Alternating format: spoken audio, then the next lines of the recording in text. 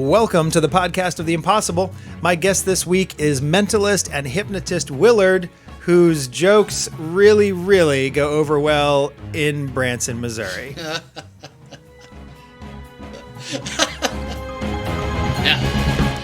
And I love Branson. I think the pause there, I don't know. Yeah, we've talked about Branson humor before. If you were to sort of define, just for our friend listening, if they've never been to Branson, as compared to other live entertainment they might have seen, do you have a nice way or a accurate way of sort of couching that?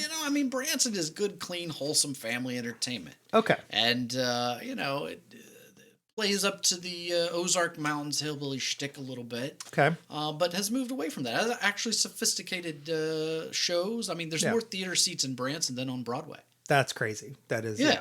And now they're not all filled every night. No, but even still, what I find even crazier about that is that they're not filled, but many of those theaters have 4 shows in them throughout the day. Right. Correct. So whereas on Broadway, whatever's playing at the Wicked Theater right now is Wicked. It's not like there's no trained dog act that pops in to do a 2:00 show on Broadway. Yeah, and it's a combination. Like when Andy Williams was still with us, he had a theater in Branson. And there's still the Andy Williams Theater. And when he was there, it was him. Right. Because Andy Williams could do, Branson last year, I just saw the numbers on this. It was something like 18 million people visited last year. That's crazy. Yeah. So, Andy Williams could fill a theater, at least, pretty nicely fill it. Sure. 2 shows a day, 5-6 days a week. Okay. Yeah. For a period of time. Yeah. But as with everything, things change and people, the boomer crowd maybe isn't as prevalent anymore. Maybe now it's families with kids who want more entertainment. So now the theaters are going to, as you said, one theater might have 2 or 3 or 4 shows in it. Sure. And they take turns and they alternate the matinee versus the evening show. And when my friend Kirby was there, in the peak season he would do 2 days, 7 days a week. Wow. And in the lower season he would do 3 days an evening show and days, 2 a days. And is peak season summer? People traveling off school and work? Yeah, right. Correct. Okay. Correct. Yeah, I wasn't sure what I know that a lot of, and it's mostly folks driving or busing more so than, whereas Las Vegas is folks flying in. Yeah, correct. And you can fly into the Springfield Branson airport. Okay, sure. But it's about 45 miles away. Okay. There is an airport right in Branson, but I don't even know that it's commercially serviced. Okay, anymore, yeah. But when I visit, I will probably fly. I don't think I'm going to drive from here. How far of a? Oh, it's of a not drive? bad. I just did it. It's about 16, 17 hours from where about 18 hours from where you sit. Yeah. Okay. All right. No, I'm sorry. You're actually about 16, 17 hours from where you sit. I won't hold you to it, but the point is, it's not 6, but it's also not 35. So you do it in 2 days. Yeah. Okay. I just did it. I drove from here, and I stopped I did 10 hours plus stops. I did about 11 hours. Okay. On the first day, I had a carload of stuff I needed to take. Okay. And I stopped in a little town, and in Indiana. Okay. And I had cut my leg, but I had cut it way early in the morning. Okay. And so I'm bleeding this whole 10-hour drive, right? Was this shaving or what? No. Okay. I cut it getting gas on the car door. It was ridiculous. Oh, just okay. Yeah, just gas. A piece of metal. Yes, poked correct. It. All right, and I had a couple Band-Aids on it, and it's just oozing blood the whole time. I don't know. There's the Halloween image. Sure. But so I pull in, and I'm going down the main drag to find the Walmart in this little town because I needed to get more stuff to doctor my leg at the hotel. And I see a tent on the side of the road. Okay. And the tent, turns out, is a circus. What? It's a little family circus. What? Awesome. And so I just pull over. It was sponsored by the Shriners. Turns out I was 5 minutes away from showtime. There were seats left. I went and watched the circus just bleeding from the leg. That's exciting. That's the American dream right there. It was great. So your pants looked like a circus tent by the time you were done. Which, just a mess. Yeah. Which is very Branson. That's why I tell the story because people are bleeding all the time. Yes. Okay. Because in Branson, that's what people do. That's rough. I don't know. So you mean family circuit, like that sort of thing? People. Yeah, it's a family environment. It's Vegas. Vegas would. Definitely, you can take families. There's plenty to do. Sure. But you maybe have a slightly different image of Vegas than you would of Branson. Yeah. Branson, much more wholesome, much more family, much more let's go to the circus with the kids. Right. I think, Vegas certainly went through that sort of like the Disneyfication period of Vegas that didn't really work out. Like Vegas was trying to get some family dollars economically, not the store. I don't think they've ever tried to get family dollars. But they were trying to get some of that income. And I think it maybe worked for a little bit, but not really sort of, again, stay in your lane. And same with Branson. I don't know if any sort of like, do you know of any shows in Branson that sort of pushed the envelope that didn't make it? Like, have any Bransonites ever tried to do like a topless show or a more vulgar comedy show or And it's changing. It's changing. They even tried to do a late night hypnotist show. Okay. And it didn't really go.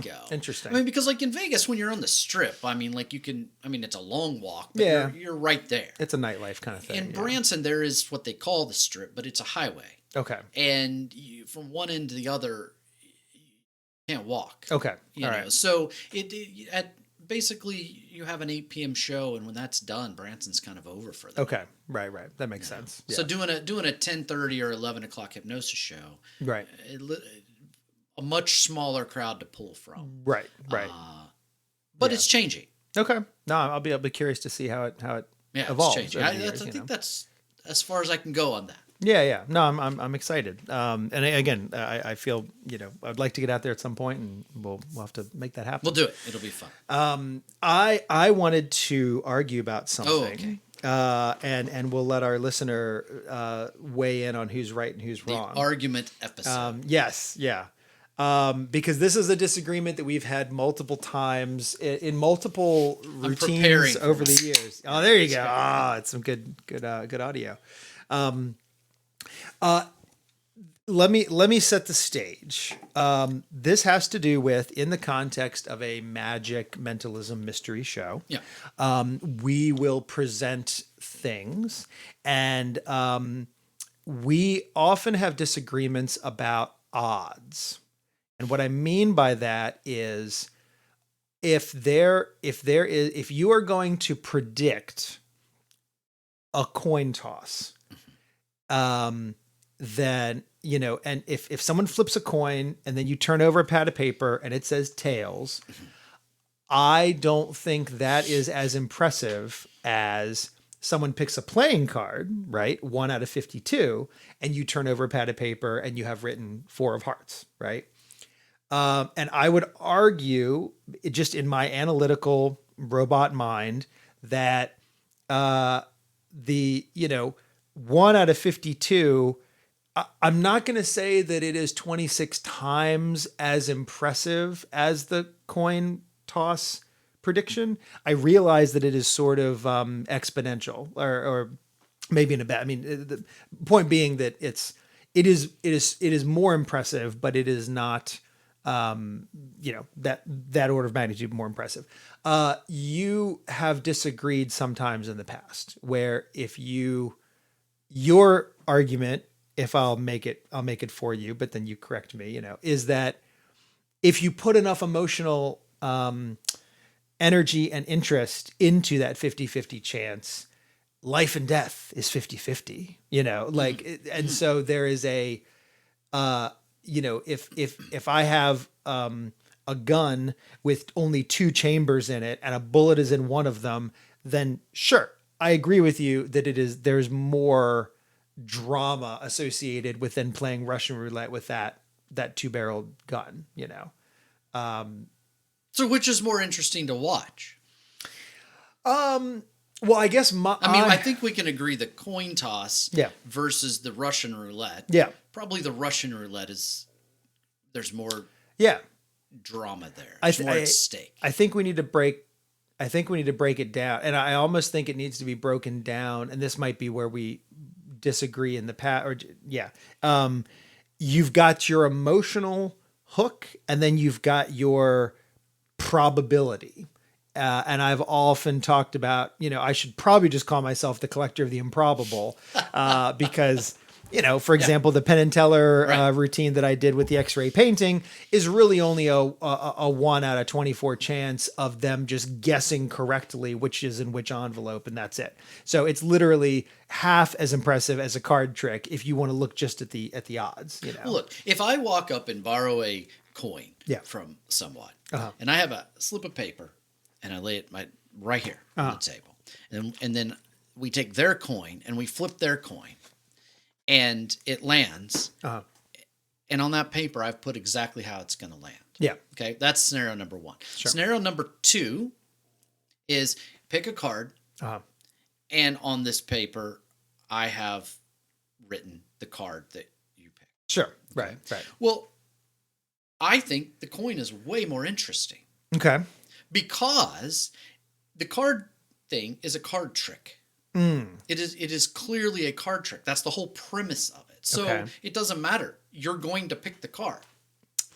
And so I don't know how you did it from the spectator's perspective. Sure. I don't know how you did it, but I know you did a trick. I know you forced me to take that card. I know you somehow did a trick. Okay.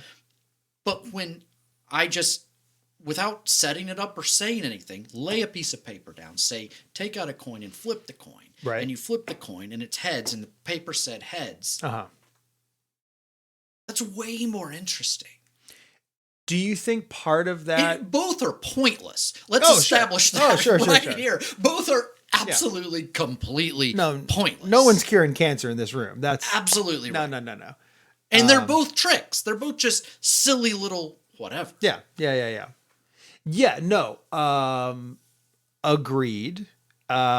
I guess I don't know if there's a way for the sake of argument that we can, if the person is holding a deck of cards that they brought with them and they cut anywhere they want, and it's the Queen of Hearts, and your piece of paper says Queen of Hearts.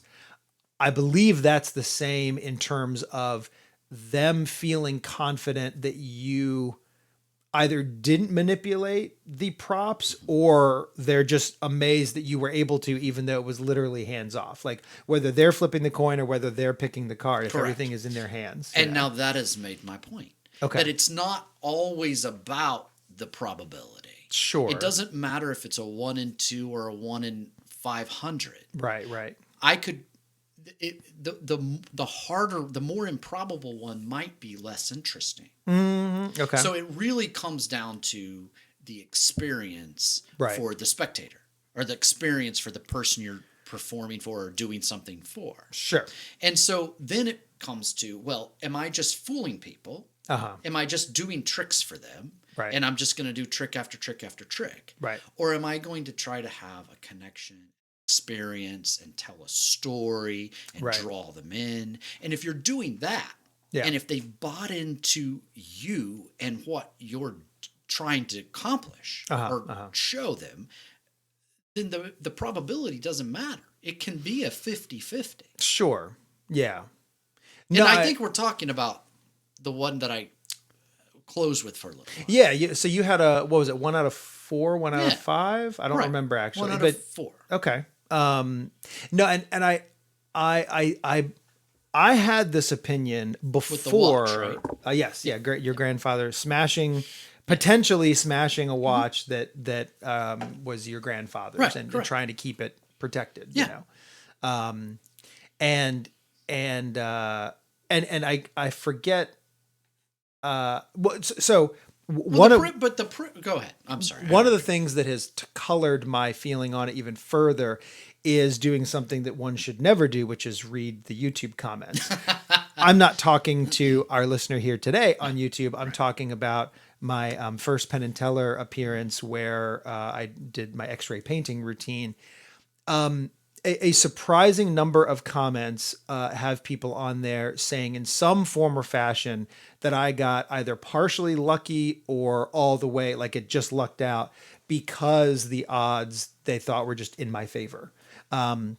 And that needles at me because I mean, not that I'm going to try to impress every YouTube commenter out there, but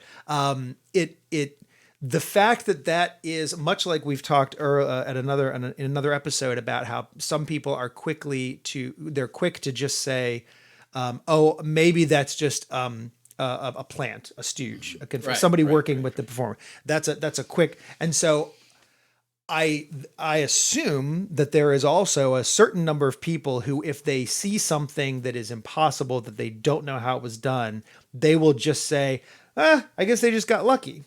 And default, especially if they're smart. And they were full.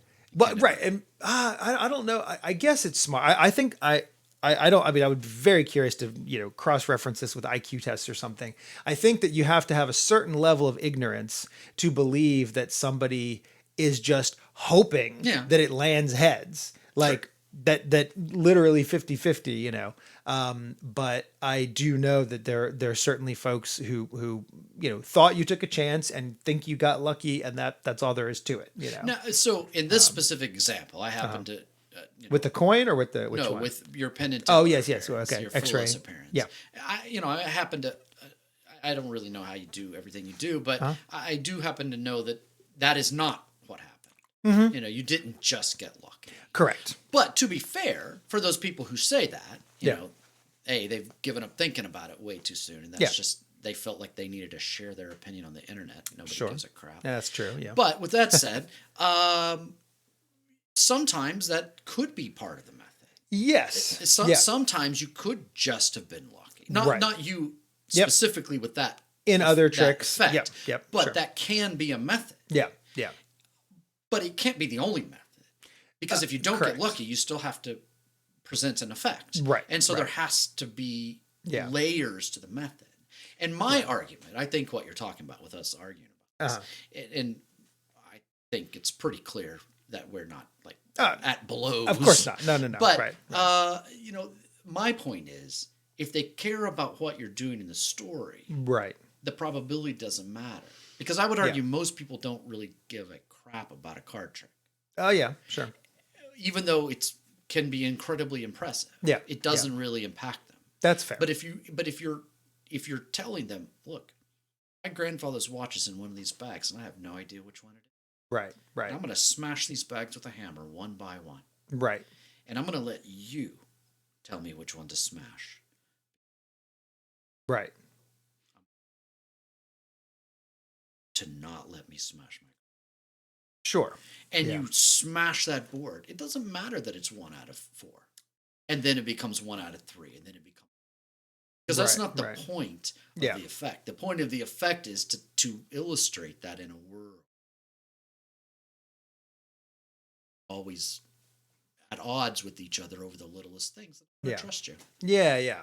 No, I and back to the exponential, I don't have nearly as much of a problem with a 1 out of 4 as I do with a 1 out of 2. I think that it's, and I agree that routine of yours would not be made better by having 50 bags. Right. Well, it would take longer, fill more time. No, even if let's even pretend that you could somehow make the process go quickly. I've got 25 bags over there and 25 bags over there, or whatever, and I've got a car hovering above both of them, and I'm gonna smash it, whatever. So I do think that there needs to be. I think we would both agree that there has to be.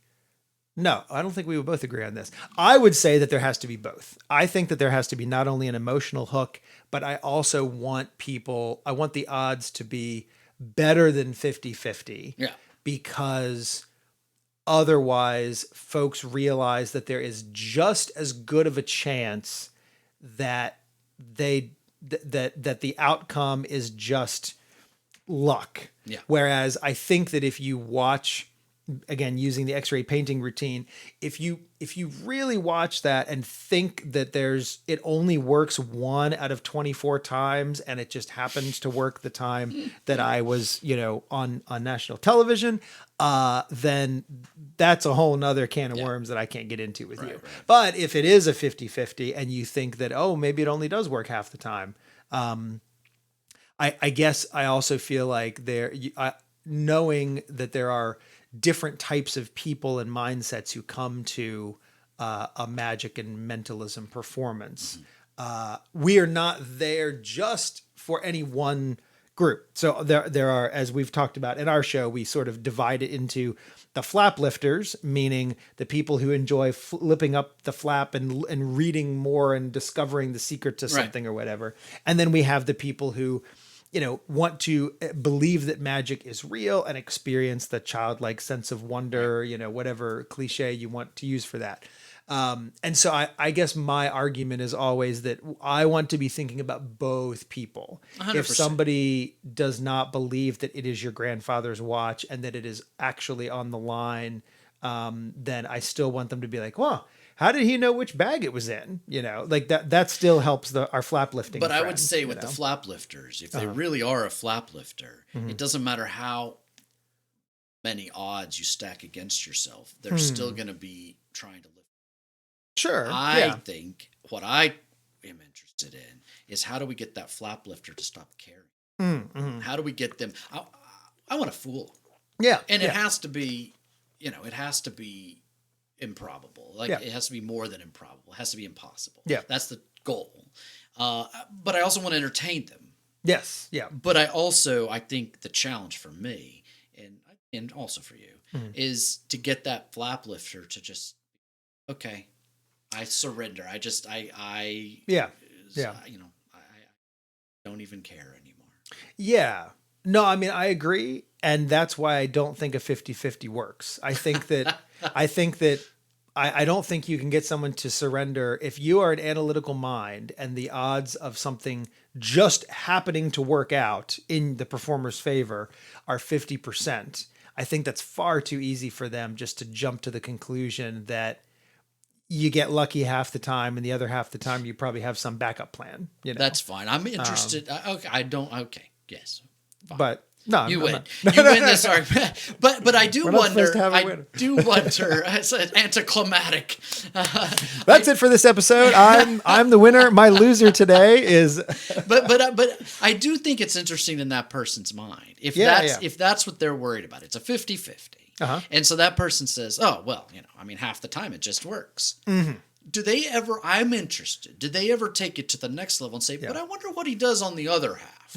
Yep, sure. I don't know. Because if that's where they stop, then, wow, they've really missed out a great opportunity to explore something that's interesting. Right. Well, and I think it goes back to, we talked previously about people assuming that performers that some performers have a whole bunch of actors working with them. Like we get paid enough to have a busload of people go everywhere with us. Yep. And we just pay these people to go and do whatever it is we want them to do. Right. Yeah. And that, I think that it's the same kind of a thing where somebody gives it a moment's thought, but not more than that. And if they actually stopped to think about the economics and logistics of what you are proposing, then there's got to be another explanation. So maybe I'm changing my view on those people who think that. Maybe it's not that they're the smart people. I think it's they're the lazy ones. Yeah, well, and it is interesting. Like there are some people who will just tell me like, oh, I just don't want to know. Like they are able to completely compartmentalize that part of their brain. And I'm a little bit jealous of those folks. Cause I can't do that. That is a high that, I am still chasing as a mystery performer, where when I go and see someone else, I would love to be fooled. I would love to be, see something that I haven't seen before, and that becomes harder and harder. But yeah, I think it's important. I think we're, your point about making the story compelling is for sure paramount. That is more so than the odds, or like I agree that it's going to be harder to please someone who has the very analytical mind as opposed to somebody who wants to hear an interesting story, and what you're sharing is tied into that, So, well, I'm glad we got that settled. So well, we got to talk more about trust and the grandfather's bags, or the grandfather's watch, and the and mountains. Oh man, okay. This is a big. We will definitely be. There will be future episodes with Willard. We may not record the one that I just mentioned. We'll see. We'll see. If they never hear it, then they realize that there was NCFW. But if they tune in every time there's a release, they have to. I think so. They will know. I'm not going to say smash that like button and hit that subscribe because I would hope that if you're enjoying what you're hearing, then you already have, and if you haven't, then I'm falling on deaf ears. So it doesn't really matter. But if you, our friend listening here, if you want to hear more about what Willard has to say, what Willard's doing, and all sorts of those adventures, social media is Willard's Parlor. Oh, sorry. You want me to go do that backwards? Oh, sorry. Okay. No, well, social media is not hello. There's nothing here. Clearly, we're not stooges for each other. That's right. Yeah. Social media is Willard's Parlor. So Willard, WILLARDS, Parlor, PARLOUR, with the U in there. And then what's your website? Hello. There we go. HelloWillard.com is the website to find out whatever is going on in Willard's world. And that is it for this episode of the Podcast of the Impossible. But for more of my public shows and social media and special projects, you can head on over to oftheimpossible.com. I'm Peter Wood. Not off the impossible. I'm Willard.